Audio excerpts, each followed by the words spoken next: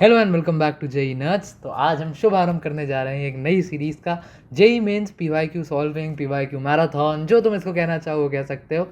हम लोग यहाँ पे जेई मेंस के तुम्हारे फिजिक्स, केमिस्ट्री और होपफुली मैथ्स के भी क्वेश्चन सॉल्व कर रहे होंगे तुम्हारे साथ।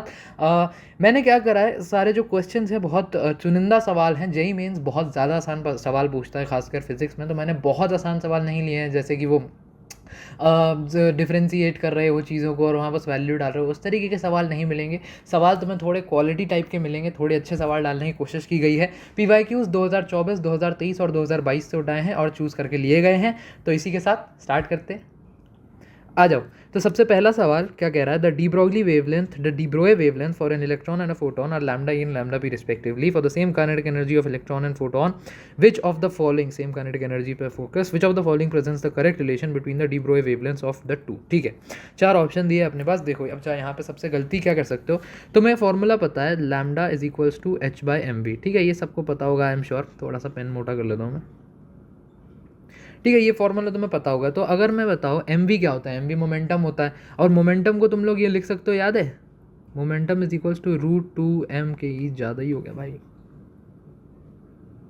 हाँ, मोमेंटम को तुम लोग √2m/e लिख सकते हो। बहुत मतलब ये तो बहुत स्टैंडर्ड चीज़ें, ये सब आनी चाहिए।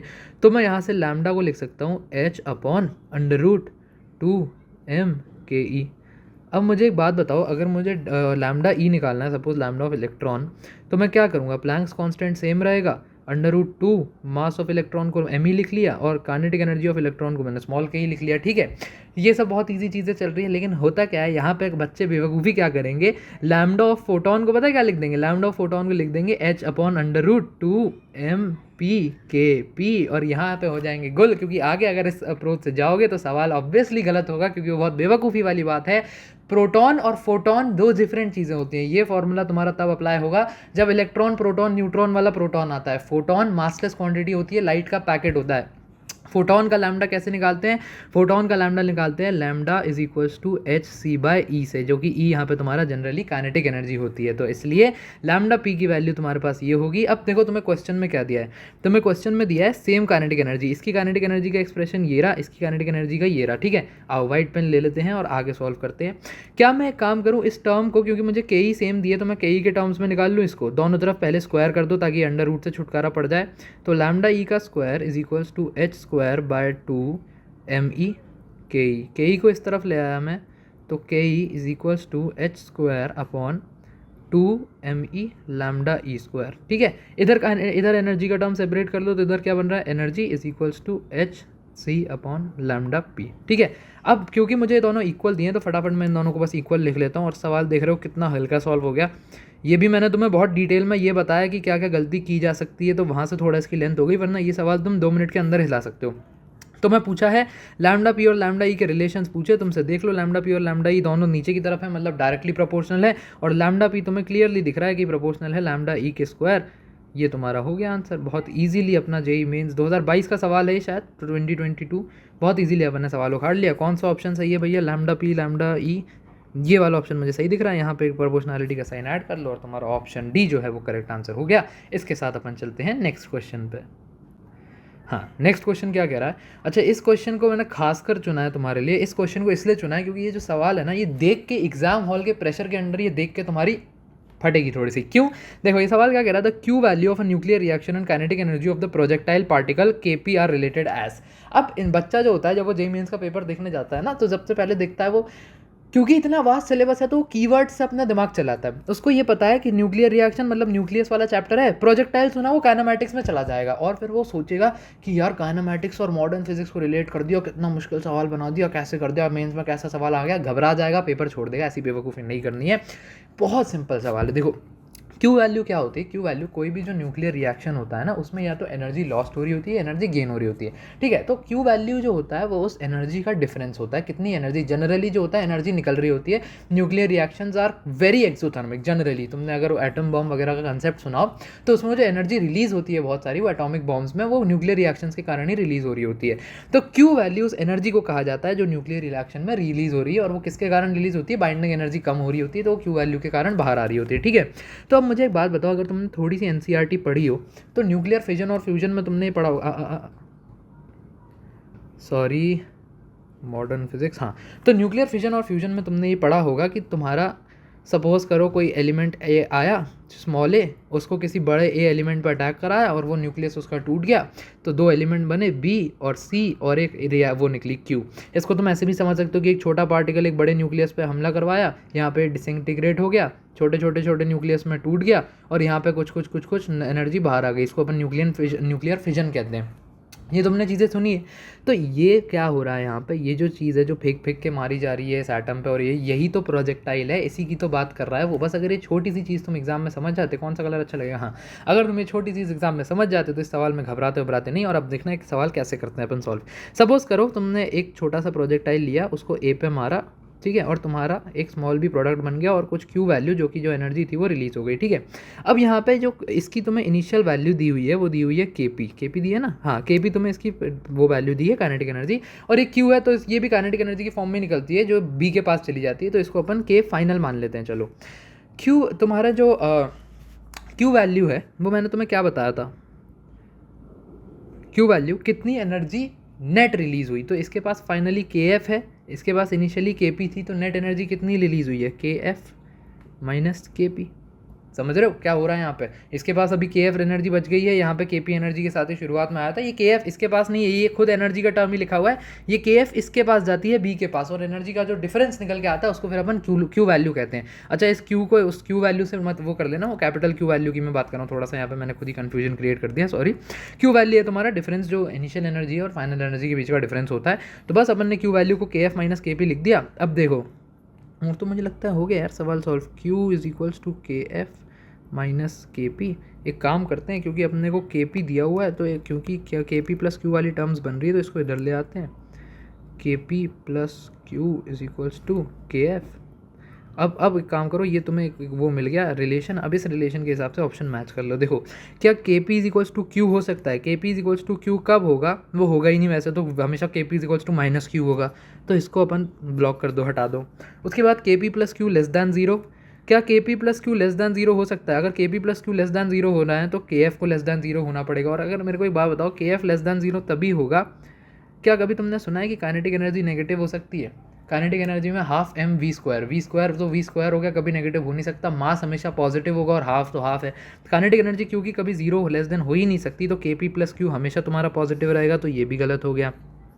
Q इज़ लेस दैन के पी, अब इसके बारे में हम कुछ कह नहीं सकते, हमें ये पता है कि के एफ में से कुछ माइनस करते हैं तो के एफ में से के पी अगर माइनस करेंगे तो Q आएगा, तो एक्सक्यूज़ मी, हाँ सॉरी, तो हमें ये पता है कि अगर के एफ से के पी माइनस करेंगे तो Q आएगा, तो हम ये तो बहुत सर्टेनली कह सकते हैं कि Q इज़ लेस दैन के एफ, तो के एफ बड़ा था तभी उससे कुछ माइनस किया तो Q आया, लेकिन Q और के पी में हम कोई रिलेशन बता नहीं सकते।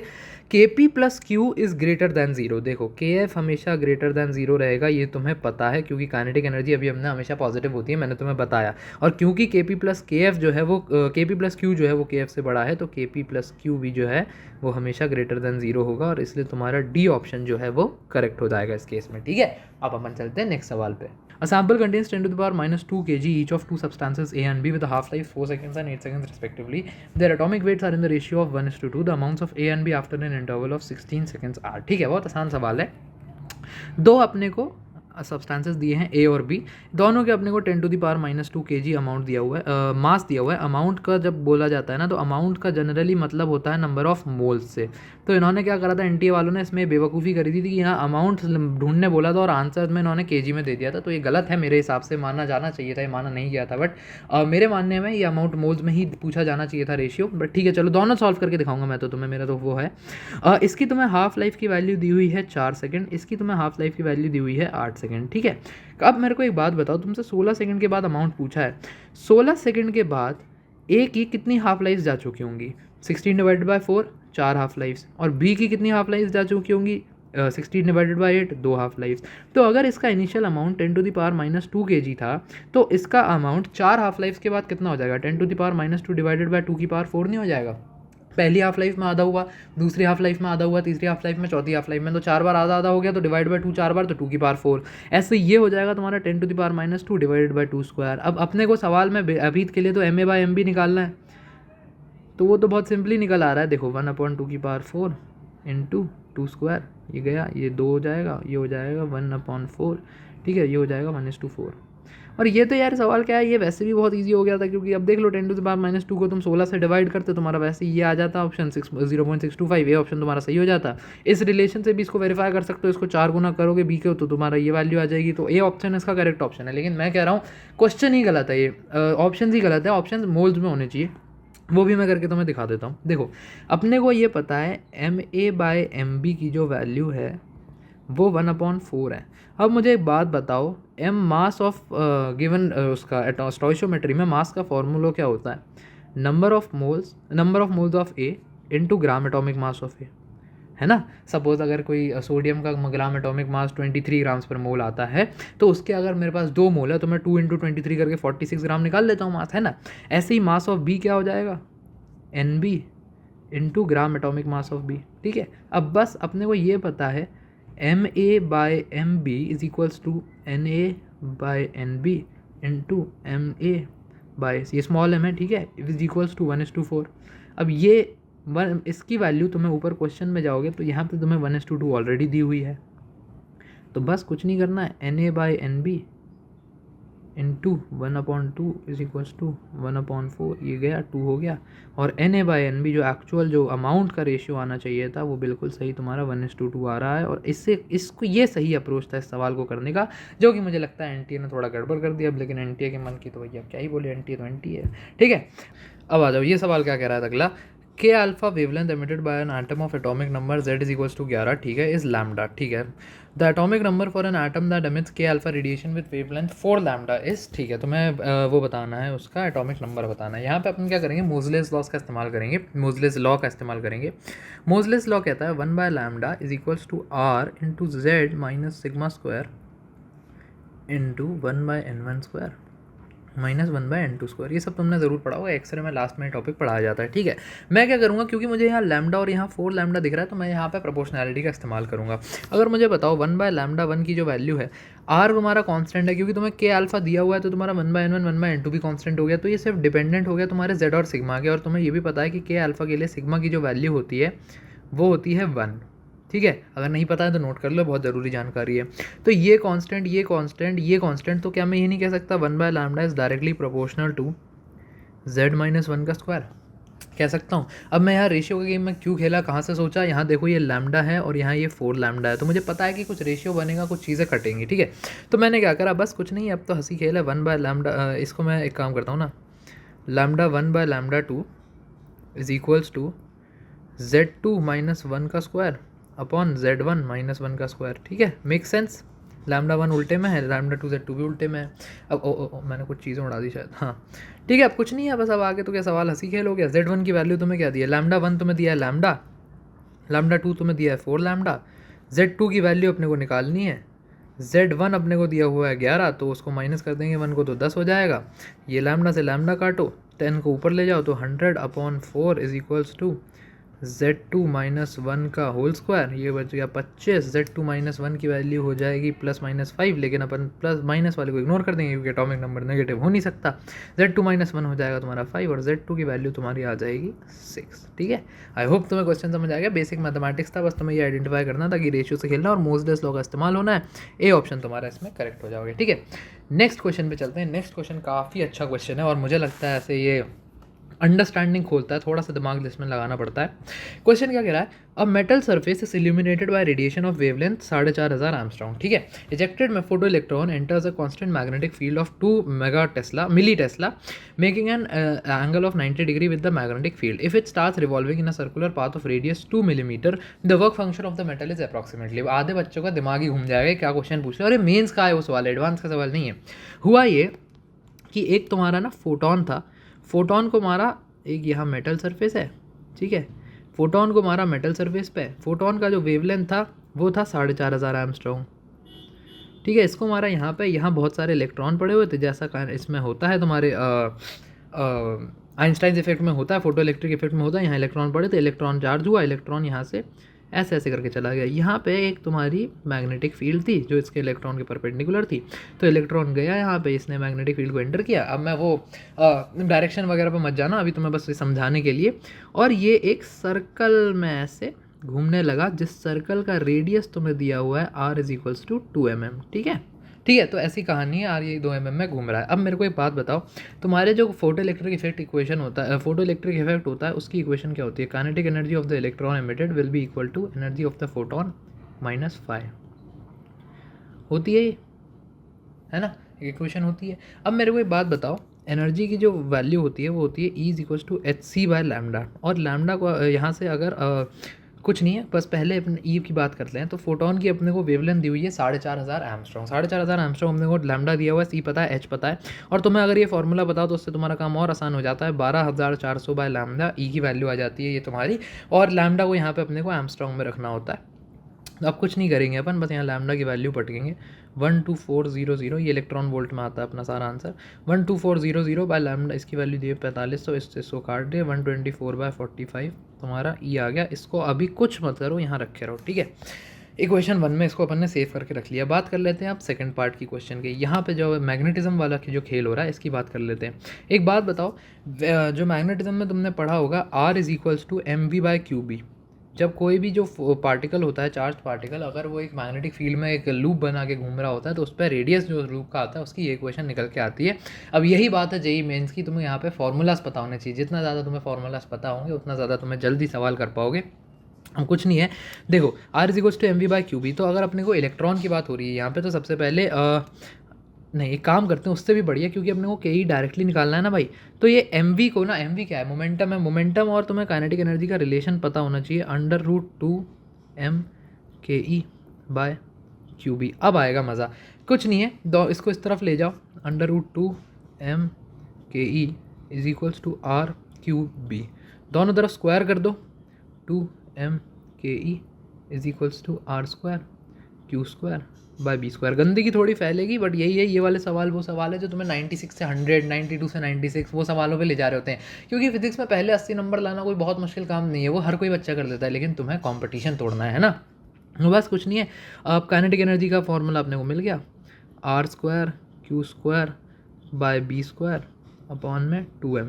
अच्छा, अब एक बच्चे जो गलती यहाँ पे क्या करेंगे, वो ना इसको ना, ये जो आंसर आता है ना भाई, ये आता है तुम्हारा जूल्स में, लेकिन इसको इलेक्ट्रॉन वोल्ट में वो कन्वर्ट करना भूल जाएंगे, और वो दिक्कत है। तो इसको इलेक्ट्रॉन वोल्ट से कन्वर्ट करने के लिए नीचे को अपने आप को 1.6 × 10⁻⁻19 से डिवाइड करना होता है। तो अब मेरे बात देखो, यहाँ मज़ा देखो, आर स्क्वायर, क्योंकि क्यू तो यहाँ पे इलेक्ट्रॉन है तो ई स्क्वायर हो गया, बी स्क्वायर तुम्हारी फील्ड की वैल्यू, 2 मास ऑफ इलेक्ट्रॉन 9.1 × 10⁻31, और ये 1.6 × 10⁻19 क्या ये है? तो इलेक्ट्रॉन का चार्ज ही, तो ये भी एक ई हो गया, तो ये ई से ई कट गया। अब जो गंदगी फैलेगी असली वो है, देखो अपने वैल्यूज़ यहाँ पे नोट कर लेते हैं फटाफट। रेडियस की क्या वैल्यू दी है? 2 mm। फील्ड की वैल्यू दी है 2 मिली टेस्ला, ठीक है। मास ऑफ इलेक्ट्रॉन अपने को पता, और कोई जानकारी ऊपर नहीं है अपने काम की, ठीक है। बस अब कुछ नहीं करना है, रेडियस की वैल्यू अपन ने डाली, तो रेडियस का स्क्वायर करेंगे तो 2 × 10⁻³ का स्क्वायर 4 × 10⁻⁶, और ई की वैल्यू 1.6 × 10⁻⁹, और यहाँ पे 2 फिर मिली टेस्ला था तो 4 × 10⁻⁶ फिर से आ जाएगा तुम्हारा। उसके बाद यहाँ पे 2 × 9.1 × 10⁻31, ठीक है। अब देखो धीमे धीमे इसको कैसे सॉल्व करना है। सबसे पहले तो क्या क्या निपटा सकते हैं, देखो इस 2 से इस 2 को काट दिया तो ये 2 बन गया, 2 4 ज़ा 8, तो 8 × 1.6 अपॉन में 9.1, और सारे 10 को निपटा लेते हैं। तो 6 6 19 25 और 6 31, और ये 31, तो सारे 10 की पावर्स तुम देख रहे हो कट जा रही है, ठीक है। तो ये आ गया 8 × 1.6 अपॉन 91, 16 8 ज़ा होता है 128 तुम्हारा, तो 128, और ये एक डेसिमल इधर से हटा लो तो ये बन जाएगा 128 अपॉन 91। तुम्हारे काइनेटिक एनर्जी की वैल्यू आ गई है। पता चला सॉल्यूशन जो मिला तो क्वेश्चन क्या था पता नहीं हो जाए तुम्हारे साथ, ठीक है। तो ठीक है, ये काइनेटिक एनर्जी की वैल्यू आ गई। अब अपने को निकालना था फाई। कुछ नहीं है, यहाँ से जो तुमने ई की वैल्यू निकाली और यहाँ से जो तुमने काइनेटिक एनर्जी की वैल्यू निकाली, दोनों को उठा के अपन फाइनल इक्वेशन में पटकेंगे।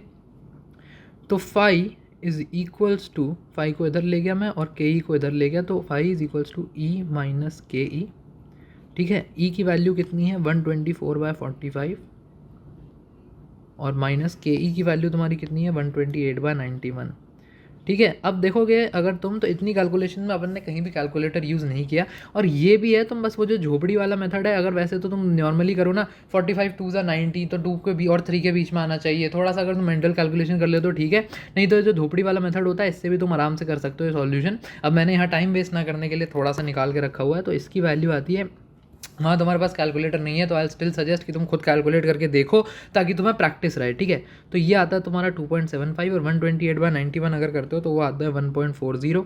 यहाँ से तुम्हारा ये अप्रॉक्सीमेटली वैल्यू 1.35 आती है, लेकिन क्योंकि इसमें इतनी गंदी कैलकुलेशन हर जगह मची हैं तो एक बहुत अच्छा चांस है कि अपना आंसर एग्जैक्ट ना मैच हो रहा हो। तो एकदम जो सबसे क्लोजेस्ट देखो अगर तुम, तो ये आंसर आता है तुम्हारा 1.36 इलेक्ट्रॉन वोल्ट, और ये बेशक जो सही ऑप्शन है, क्योंकि ये अब तुम बोलोगे भैया ऐसे कैसे सही है, दो 1.35 और 1.36 में फ़र्क नहीं होता क्या? तो ऐसा होता है ना, इसमें ना ये जो वैल्यू आ रही होगी ना, ये ऐसे होगी 1.357842। तो जब उसको वो करोगे तुम राउंड ऑफ करोगे तो वो फिर 1.36 ही बन जाएगा, तो वो ऐसे बन रहा होता है। 124/45 कोई परफेक्ट वो थोड़ी है, ये अप्रॉक्सीमेशंस है, तो इसका ध्यान रखना है। अप्रॉक्सीमेटली 2.75 आता है, वो तो चलता जाएगा, है ना। तो ये अपना सवाल हो गया सॉल्व। अब आ जाओ तुम अपन अगले सवाल पे। देखो क्या कह रहा है, for the from the statements given below the angular momentum of the angular momentum of an electron, ठीक है, स्टेटमेंट्स दिए हैं और उसमें से करेक्ट ऑप्शन अपने को चेक करके बताने हैं, ठीक है। The angular momentum of an electron in the nth orbit is an integral multiple of h। मतलब ये तो मुझे लगता है कि अगर तुम लोगों को ये बात जो है नहीं मालूम है, ये तो बहुत बेसिक जो मॉडर्न फिजिक्स में पहली चीज़ पढ़ाई जाती है कि r जो है वो mvr जो है वो nh/2π के बराबर होता है, l = nh/2π। तो ये इंटीग्रल मल्टीपल ऑफ 2π होता, इंटीग्रल मल्टीपल ऑफ h होता है। तो ये तुम्हारा आंसर सही है, ये तो 100% सही है।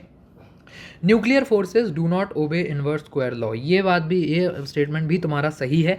देखो न्यूक्लियर फोर्सेज में क्या, जो इनवर्स स्क्वायर लॉ के फोर्सेज होते हैं ना, वो होते हैं तुम्हारे ग्रेविटेशनल फोर्सेज और कूलम्बिक फोर्सेज, ठीक है। इन दोनों के अलावा न्यूक्लियर फोर्सेज जो हैं उनके बारे में अपने को ये जानकारी नहीं होती है।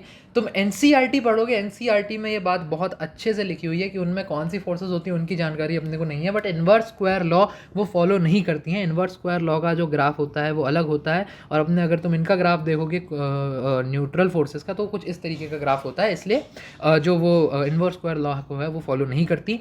अब यही तरीके का जो सवाल है ना, देखो मुझे एक बात याद आई, इसी तरीके का जो सवाल है, इसी की मैं बात, अगर तुम फिजिक्स वाली वीडियो देखोगे जहाँ मैंने कहा जेई मेंस की फिजिक्स काफ़ी पहले बनाई थी वो वीडियो, उसमें मैंने बताया था कि जेई मेंस फिजिक्स जो है वो गूगली ऐसे सवाल जिनमें एनसीईआरटी की लाइनों से तुम्हें सवाल पूछे जा रहे हैं सीधे सीधा, वो तुम्हें, मैं एनसीईआरटी तुमने नहीं पढ़ा तो तुम ये नहीं बता सकते न्यूक्लियर फोर्सेस का हिसाब। तो इसलिए ये पढ़ना, थियोरेटिकल सवाल करना बहुत ज़्यादा ज़रूरी है, इसलिए मैंने इस क्वेश्चन को चूज़ भी किया। तो nuclear forces do not obey inverse square law, बिल्कुल ठीक बात है। अब यहाँ तक साथ में ना अपन को ये भी देख लेना चाहिए कि कौन कौन से ऑप्शन में अपन चल रहे हैं। तो देखो यहाँ पे अगर तुम देखोगे तो इतने में ही अपने को समझ आ गया कि 1 और 3 में से कोई ऑप्शन है, ठीक है। सी पे चलते हैं। Nuclear forces are spin dependent. अब देखो ये चीज़ यहाँ पे you are and expected to know it, इसलिए मैं पहले से लिख कर लाया, अभी तुमने मुझे पलटते हुए देखा होगा तो मैं जानकारी तुम्हारे यहाँ लिखी हुई है।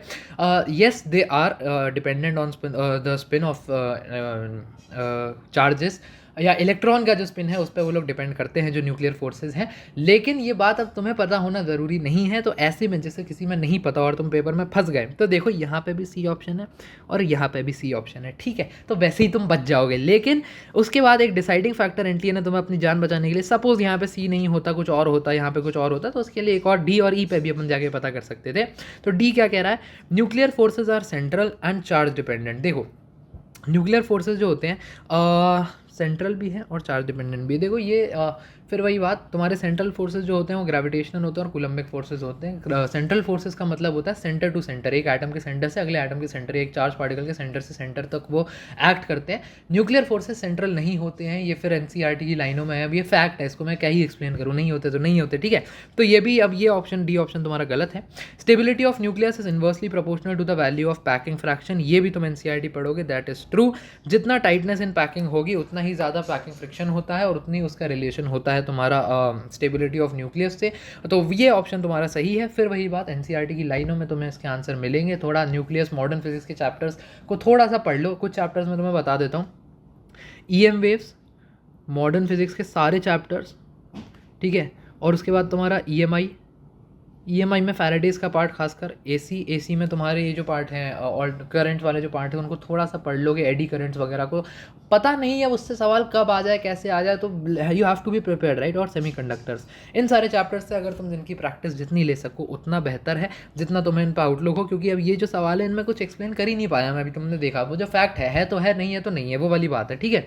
तो ये अपन ने सवाल सॉल्व कर दिया, इसमें ABC है, तो तुम्हारा ऑप्शन 3 जो है वो सही ऑप्शन निकल के आ जाता है, ठीक है। अगले क्वेश्चन पे चलें, आ जाओ। अगला सवाल क्या कहता है, the de Broglie wavelength of a proton and a particle alpha of an alpha particle are lambda and 2 lambda, ठीक है। ये तो मेरे पेपर में आया था सवाल भाई, जब जेईई का पेपर मैंने दिया था। The ratio of the velocities of proton and alpha particle will be, ठीक है। तो डी ब्रोए वेवलेंथ का फॉर्मूला क्या होता है, डी ब्रोए वेवलेंथ का फॉर्मूला होता है lambda is equals to h/mv, है ना। अब मेरे को एक बात बताओ, अगर h कांस्टेंट में ले लूँ तो लैम्डा को क्या मैं ये नहीं कह सकता lambda is directly proportional to 1/mv। Proportionality क्यों लगाई, फिर मैंने देखा लैम्डा 2 लैम्डा है तो यहाँ पे सीन बैठेगा प्रोपोर्शनैलिटी का, वहाँ से थोड़ा दिमाग लगाया, lambda is directly proportional to 1/mv, ठीक है। अब मेरे को एक बात बताओ, तो अगर इसमें पूछा ratio of the velocities of proton and alpha particle, तो पहले प्रोटॉन का यहाँ पे प्रोटॉन की वेलोसिटी के टर्म्स में निकाल लेता हूँ ना, वेलोसिटी डायरेक्टली प्रोपोर्शनल हो जाएगी 1/m लैम्डा के, ठीक है। ये बात भी, इसको बस उधर ले गया, इसको इधर नहीं लाया, ठीक है। अब मेरे को एक बात बताओ, वेलोसिटी ऑफ प्रोटॉन और अल्फा पार्टिकल पूछा है, तो v ऑफ proton upon v alpha particle is equals to, क्योंकि डिनोमिनेटर, क्योंकि इन्वर्स रिलेशन है तो इसका डिनोमिनेटर में जाएगा, तो 1 mass of proton upon lambda of proton, और यहाँ पे मास ऑफ अल्फा पार्टिकल और लैम्डा अल्फा पार्टिकल। अब तो मैं लैम्डा ऑफ अल्फा पार्टिकल कितनी दी है, D Broglie wavelength of alpha particle is 2 lambda, और प्रोटॉन की कितनी दी है, lambda. Mass of alpha particle तुम्हें पता है 4 म्यू होता है, मास ऑफ प्रोटॉन 1 म्यू होता है, ये 2 1 से क्या 4, ये 4 2 सा तुम्हारा 8 हो गया, और यहाँ पे 1 आ गया, 8:1। और अपन ने क्योंकि रेशियो का पहले ही ध्यान रखा था कि प्रोटॉन टू अल्फा पार्टिकल ही लिखा था, तो 8:1 तुम्हारा सीधा सीधा ऑप्शन हो गया, तो 4th ऑप्शन तुम्हारा करेक्ट हो गया। देख रहे हो कितना हलवा सवाल था। जेईई मेंस बहुत मुश्किल सवाल नहीं पूछ रहा है यार, फॉर्मूला पता है, बस इतना फॉर्मूला पता है, सवाल बना ले जाओगे आराम से, बहुत मजा आ जाएगा, ठीक है। आगे चलते हैं अपन 8वें सवाल पे। ये भी बहुत पसंदीदा सवाल है साहब, बहुत बढ़िया सवाल है। देखो क्या कह रहा है सवाल तुमसे, in a nuclear fission process high mass nuclide, atomic number तुम्हें उसका दिया हुआ है, sorry mass number, atomic number क्यों, ए मास नंबर होता है वो 236 दिया हुआ है, बाइंडिंग एनर्जी दी हुई है 7.6 मेगा इलेक्ट्रॉन वोल्ट पर न्यूक्लियॉन, ठीक है। उसके बाद तुम्हें दिया है डिसोसिएटेड इनटू मिडल मास न्यूक्लियाइड्स, मिडल मास न्यूक्लियाइड्स। ये जो टर्म किसी ने देखा होगा ना बच्चे में, जिसके पेपर में सवाल आया होगा, वो यही घबरा गया होगा, जबकि सवाल कितना ईजी है मैं अभी तुम्हें बताऊंगा, ठीक है। Having binding energy of 8.6 mega electron volt per nucleon, the energy released in the process would be how much, ठीक है। तो आ जाओ, मिडिल मास न्यूक्लियाइड का मैं तुम्हें क्या मतलब होता है बता देता हूँ। मिडिल मास न्यूक्लियाइड का मतलब होता है कि एक बड़ा पार्टिकल है, काफ़ी अच्छा उसका मास नंबर है, वो टूटा, तो मिडिल मास न्यूक्लियाइड मतलब आधे मास के 2 न्यूक्लियाई बन गए, बस। जो ये बात जो A236 और A1118 से तुम्हें पता चल रही है, वही वो मिडिल मास न्यूक्लियाइड की चीज़ भी है। मिडिल मास न्यूक्लियाइड कहीं शब्द है तो ये समझ लो एटॉमिक मास आधा हो रहा है ऊपर से, और कुछ नहीं है, वो बस डराने की बात है। बहुत सारे बच्चे मिडिल मास न्यूक्लियाइड देख के घबरा गए होंगे कि हमने टर्म पहली बार सुना है, कैसे करें, सवाल में क्या करें, तो वो अपने को नहीं करनी है बेवकूफ़ी, ठीक है। हाँ, तो एटॉमिक मास इसका 236 अपने आपको दिया हुआ है। अब तो कुछ नहीं है, देखो इक्वेशन तुम्हें पता चल गई कि ए का एटॉमिक मास 236 है, वो दो निकले होंगे, क्योंकि मतलब एटॉम तुम गायब थोड़ी कर दोगे, तो 2 बी लिख लेते हैं इसको, बी ऑफ 1118। अब तो कुछ नहीं करना है, देखो बाइंडिंग एनर्जी ऑफ तुम्हारा क्या एनर्जी रिलीज कितना होता है, एनर्जी रिलीज डेल्टा ई होता है, binding energy of product minus binding energy of reactant, as simple as that. अब कुछ नहीं करना है अपने को। बाइंडिंग एनर्जी ऑफ प्रोडक्ट कितनी होगी, अब देखो 236 तुम्हारा मास नंबर है, और हर मास के लिए, हर न्यूक्लियॉन के लिए 7.6 मेगा इलेक्ट्रॉन वोल्ट है, तो total binding energy of product, binding energy of reactant है ना, तो हाँ, तो बाइंडिंग एनर्जी ऑफ प्रोडक्ट 118, और पर न्यूक्लियॉन के लिए 8.6 मेगा इलेक्ट्रॉन वोल्ट है, तो 8.6 एक के लिए है, तो 118 के लिए 8.6 into 118, very simple, minus 7.6 into 236, ठीक है, प्रिटी इजी राइट। और एक चीज़ मैं शायद मिस करूँ, हाँ नहीं, देखो तो एक चीज़ मैंने मिस कर दी ना, यहाँ पे 2 एटम्स है, 8.6 वाले 2 एटम्स भी तो है ना, उसका भी तो ख्याल रखोगे, मेरे एंड पे गलती थी, 2 इंटू 8.6 इंटू 1118, तो वो वही बात हो गई, कुछ नहीं है, ये 236 इंटू 8.6 माइनस 236 इंटू 7.6। अब बहुत होशियार कोई होगा ना, बहुत ही होशियार, तो क्या कर देगा ना, पहले इस ब्रैकेट को सॉल्व करेगा, फिर इस ब्रैकेट को सॉल्व करेगा, फिर माइनस करेगा। अरे भाई बस इस स्टेप तक लिख लो, आगे अपने आप दिख जाएगा 236 कॉमन आ रहा है, 8.6 माइनस 7.6 नहीं कर पाओगे क्या भाई? यहाँ पे आ गया आंसर 236 मेगा इलेक्ट्रॉन वोल्ट। और तुम्हारा क्वेश्चन हो गया सॉल्व, यहाँ पे आंसर हो जाएगा। न्यूमेरिक टाइप क्वेश्चन था तो आंसर हो जाएगा 236 मेगा इलेक्ट्रॉन वोल्ट। डंडना डंडन हो गया क्वेश्चन। तो अब आ जाओ 9वें सवाल पे। 9वां सवाल क्या कह रहा है आज का? The minimum energy required by a hydrogen atom in ground state to emit radiation in Balmer series is nearly. ठीक है, बाल्मर सीरीज का सबसे पहले तुम्हें बारे में पता होना चाहिए। बाल्मर सीरीज होता है जब भी कोई electron n is equals to n, यानी n कुछ भी हो सकता है 3 4 5 6 से लेके n इज इक्वल्स टू 2 पे जो ट्रांसफर करता है उसको बाल्मर सीरीज कहते हैं। ठीक है, मैं बार बार अपने कई सारे वीडियोस में बच्चों को ही बोलता रहा हूँ कि हाइड्रोजन स्पेक्ट्रम की जो सीरीज़ है उसको अगर याद कर सकते हो तो याद कर लो। मैं तुम्हें बना के दिखा देता हूँ तुम्हारे सामने। एनर्जी का फॉर्मूला तुम्हें पता है -13.6 Z²/n² फॉर्मूला होता है। और ये कुछ इस तरीके से तुम्हारे पास लेवल्स बन जाते हैं जो एनर्जी कहाँ यहीं बना देता हूँ ये। ठीक है, ये n इज इक्वल्स टू 1, फिर उसके बाद अच्छे खासे गैप पे n is equals to 2, third से कम गैप पे 3, और कम गैप पे 4, उससे भी कम गैप पे 5, ऐसे ऐसे एनर्जी लेवल्स बनते जाते हैं। अगर ये वैल्यूज़ तुम्हें याद होंगी ना, इतने जल्दी सवाल तुम्हारे बन जाएंगे। -13.6 इसको 4 से डिवाइड करो n², तो ये आ जाता है तुम्हारा -3.4। हाँ, -3.4 होता है, -3.4। उसके बाद उसको 6 से डिवाइड करते हैं तो -1.51, ये वाला तुम्हारा होता है -0.84 शायद। अब इतना मुझे ऊपर तक याद नहीं है, बट हाँ ये तीन तो याद रहे मुझे अभी भी। तो इन तीनों को अगर तुम भी याद कर ले जाओगे तो बहुत फायदे में रहोगे। अब देखना क्योंकि सवाल कितनी जल्दी बनेगा। देखो सवाल में तुमसे क्या कहा था, हाइड्रोजन एटम है, ग्राउंड स्टेट में है, मतलब n इज इक्वल्स टू 1 पे इलेक्ट्रॉन है। ठीक है, उसको रेडिएशन एमिट करना है बार्मर सीरीज में, तो उसको एनर्जी कितनी चाहिए होगी। अब मेरे को एक बात बताओ, अगर उसको बार्मर सीरीज में कोई भी रेडिएशन एमिट करना है, सपोज सबसे कमतर भी, तो उसको कम से कम n इज इक्वल्स टू 3 से n इज इक्वल्स टू 2 पे तो आना पड़ेगा, कहीं से तो n इज इक्वल्स टू 2 पे आना पड़ेगा।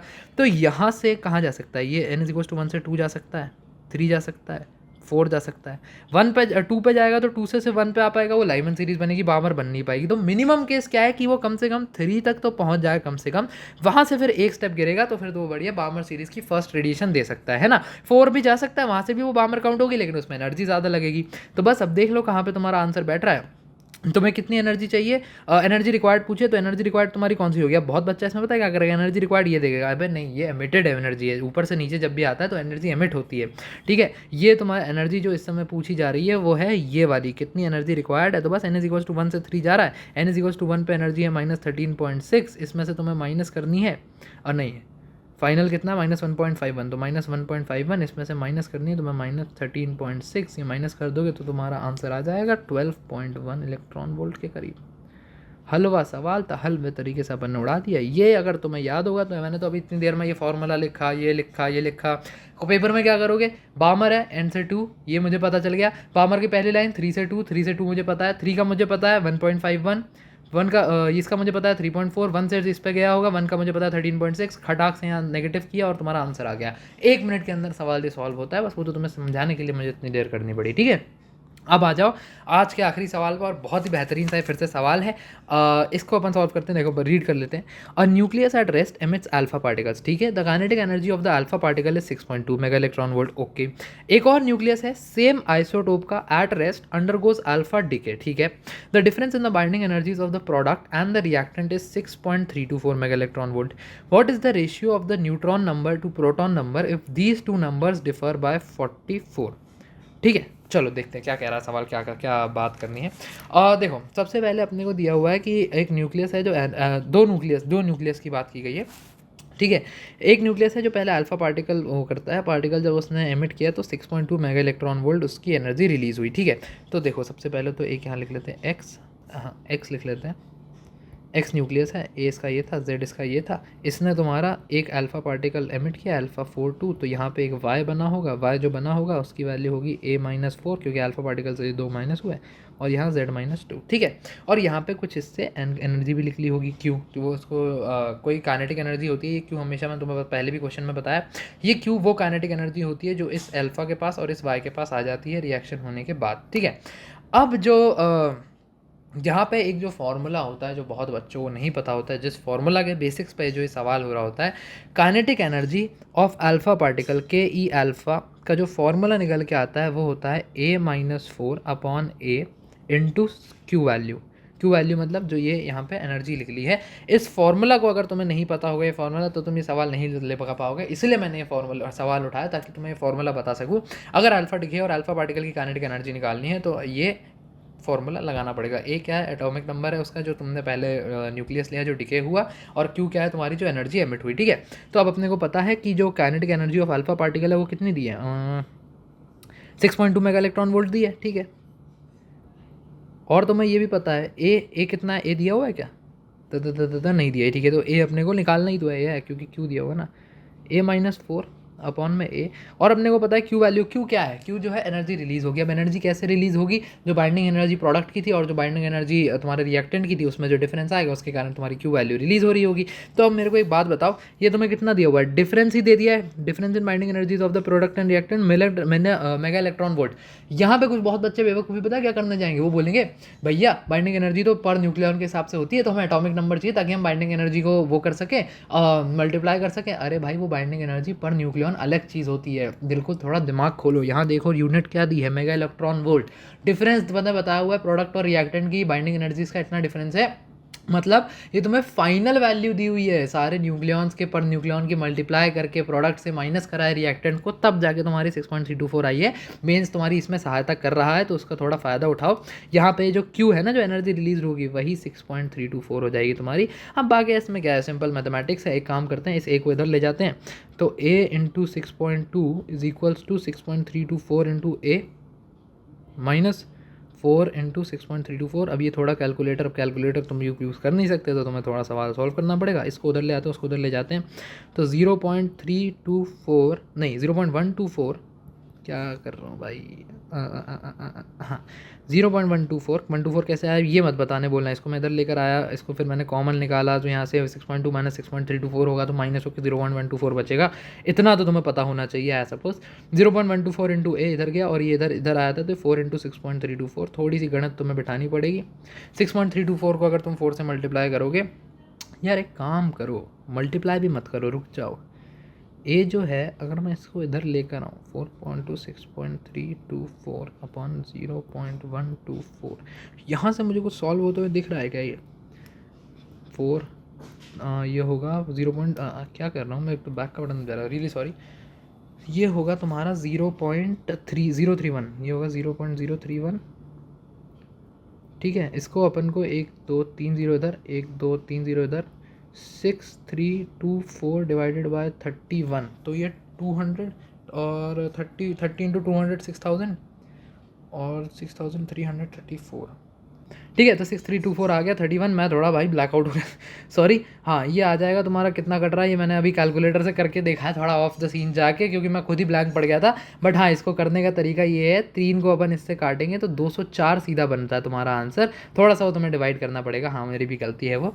तो 204 तुम्हारा फाइनल आंसर आ रहा है। लेकिन फिर वही बात, अब ये तुम्हारा एकदम फाइनल आंसर अभी हुआ नहीं है। क्वेश्चन में पूछा क्या था ये देख लो, बहुत बच्चे इसी में खुश हो जाते हैं। Ratio of the neutron number to proton number if these two numbers differ by 44 Z कह रहा हूँ।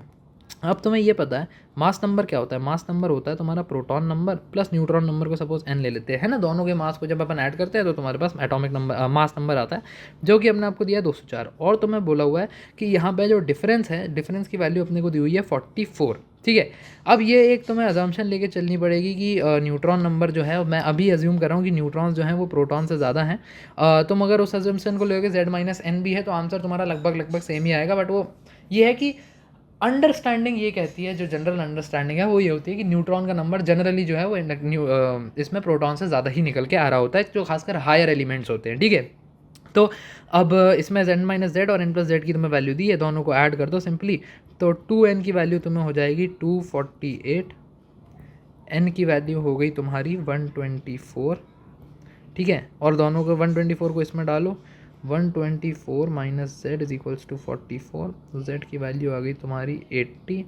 अपने को निकालना था रेशियो, तो रेशियो है z बाय n का, n किसका निकालना है, कहाँ से कहाँ का रेशियो निकालना है ये देखना बहुत ज़रूरी है। Neutron number to proton number मतलब n बाय z का रेशियो निकालना है, तो n बाय z का रेशियो निकालना है 124/80। ओके कूल, ये हो जाएगा तुम्हारा 30 से कट रहा है, 4 से कट रहा है ना, तो 20 और 31 इसको काटो 3.1/2 मतलब 1.55। 1.55 तुम्हारा वो हो गया, और अगर रेशियो में लिखना है तो 1.55:1 लिख सकते हैं। हालांकि क्योंकि न्यूमेरिक टाइप क्वेश्चन है तो आंसर इसका होगा मेरे हिसाब से 1.55 ही, ठीक है। तो ये इसका फाइनल आंसर हो गया। बाकी यहाँ पे इसका 10 सवाल अपन ने सॉल्व करे। थोड़ा सा कुछ सवालों में टाइम भी लगा, कुछ सवाल बहुत जल्दी भी सॉल्व हो गए। अगला अपन शायद काइनेमैटिक्स पे आगे बात करने वाले हैं। तो बाकी अगर तुम्हें कोई दूसरा चैप्टर चाहिए, और ये लंबी चलेगी अभी पीवाईक्यू सॉल्विंग सीरीज, कोशिश है कहाँ तक कि साथ में कॉलेज की क्लास वगैरह और थोड़ा सा काम वगैरह चलता रहता है तो दिक्कत हो जाती है यार, कई बार सॉल्विंग में टाइम लगता है, वीडियो में पहले क्वेश्चन ढूंढो, फिर खुद को भी थोड़ा समझना पड़ता है। मुझे भी 1 साल हो गया पढ़े हुए। अभी भी मुझे लग रहा है आज के वीडियो में भी थोड़ा बेटर डिलीवरी हो सकती थी, तो आगे के मैं वो ध्यान रखूँगा वीडियोज़ में, एक प्रॉमिस है तुमसे, अच्छी क्वेश्चन डिलीवरी होगी। बाकी ठीक है, पढ़ाई करते रहो। All the very best, good bye.